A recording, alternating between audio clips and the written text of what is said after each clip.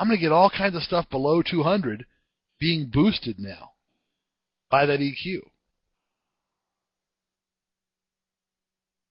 The solution to that is to put your EQ before the crossover. But the problem then is you can't have one EQ per band, which a lot of people want to have. You want to EQ, you're not EQing the signal, you're EQing for the cabinet, for the driver, right? That's where you go to Properties on the crossover, turn on the inserts. Now, with the inserts turned off, the electronic reality looks like this. The signal comes in, it's split 3 ways, then it's crossed over 3 times. Calling a crossover a frequency dividing network is bunkus. No frequency dividing going on. There's frequency throwing away going on. Signal going into a 3-way crossover is not divided by frequency into 3 different bands. It's copied 3 times. Then the first channel has all its highs thrown away. Second channel has highs and lows thrown away. Third channel has a bunch of lows thrown away. And there's your 3 outputs.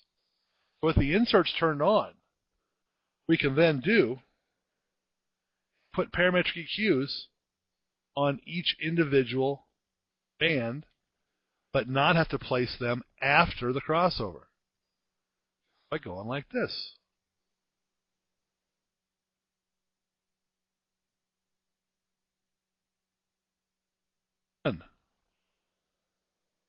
You've now got a parametric for every band. You don't have all the ugliness that happens when you put the EQ after the crossover. And you've now still got your limiters linked to the output. That's what the inserts do. Inserts are a cool thing. Very cool thing. By the way, while we're on the topic of crossovers, what's this all about? One-way crossover. Tell you what, if I don't start seeing more one-way crossovers in design files, I'm just going to go nuts. This is one of your most powerful tools. It drives me crazy when I see people putting gains and high-pass filters and low-pass filters and mutes on an output or an input, either one. I go to Properties.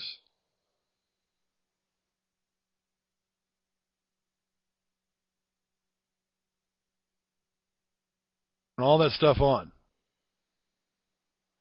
What do I have now?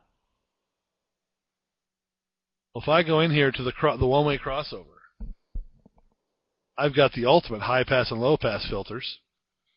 Low end, you want to take out everything from 38 hertz down. You know what the magic of 38 hertz is? The magic of 16 kilohertz? 38 hertz to 16 kilohertz is what your brain thinks is full range. Because 38 hertz to 16 kilohertz is FM radio, baby. Now, FM radio, for the younger kids, means nothing. They're MP3 players, but those suck even more. They're even worse. 38 to 16 is FM. For the vast majority of the public, that's plenty. Here's your time alignment delay if you need it. Here's your gain, mute, a polarity. Here's your limiter. A one-channel crossover is a great utility object. Slap on every mono output and every mono input. Great utility object. Got a bunch of mic inputs? Cool. Slap one-way crossovers on every one of them. Trim off all that low end you don't need. Trim off all the high end you don't need. Very cool stuff. I know that's a lot of information. Do you have any questions on the processing objects, how they work, what they do, why they do?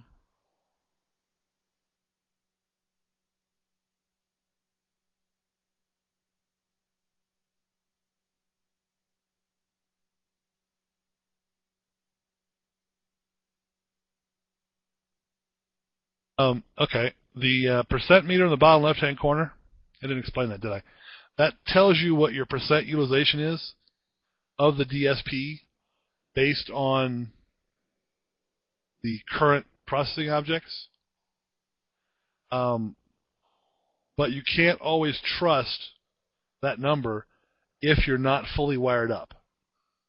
In other words, when I drop this one-way crossover in here, Designer tried to guess how I would probably wire it up and produced a percentage utilization based on my probable usage. Now, I might not actually use it that way, so it might change based on what I wire up and where I wire it up in the signal path. But once you've got it wired up, then you can trust it. That's kind of the long answer of, is that number reliable? It's reliable after you've wired it up fully. Not reliable until then. Make sense?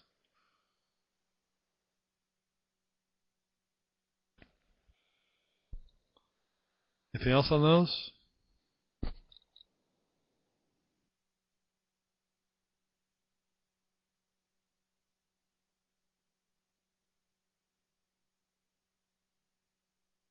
All right. Let me give you this then. We're going to take another little break here in just a minute. And I'm going to give you a little design exercise. Something fun that you can wire up during break and after break.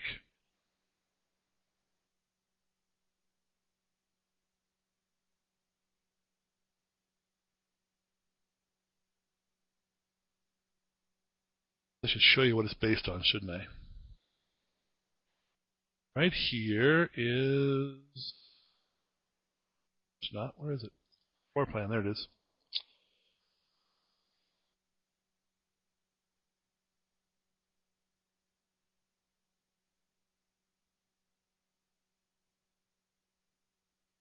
Yep. Got a little bar and grill going here. And we're going to stick a 9088 in the hostess booth, hostess counter, so we can have music and paging and all that kind of stuff. Okay? And to accomplish that,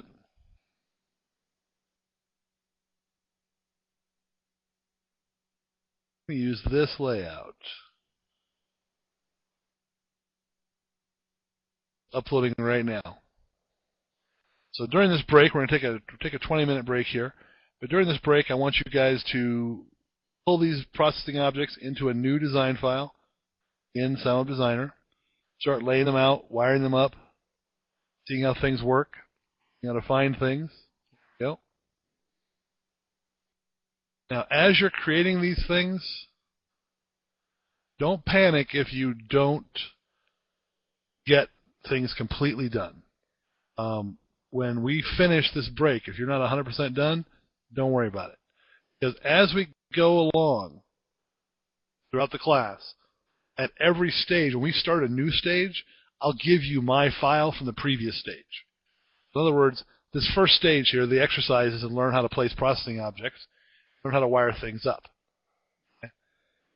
If you don't get it done, you'd be in trouble when we came to the next stage and it was time to learn about linking and such. Well, rather than have that happen, comes time for linking, I'll just give you my design file. Got a perfectly wired, laid out design file to work with. And if by chance you have trouble seeing that wiring diagram on the screen, there's the JPEG. You can download it directly to your computer.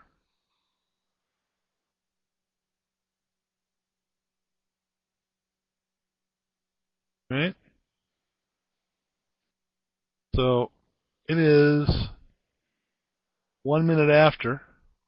Because I'm displaying this image, I can't also show you guys the clock. I should fix that, actually. I will fix that. We won't have the clock for the first couple minutes of class here. But I will add this image to the clock page. We can have them both. And we'll be done with break when the clock says, let's say 20 minutes after. But I'll be here for most of the break. So go ahead and take a break, run to the restroom, get a drink, whatever you need, come back and start working on this. I'll be here if you have questions. Go ahead and put them in the Q&A. I'll get them answered for you. Right? If not, I'll hush up until you guys are breaking about 18 or 20 minutes.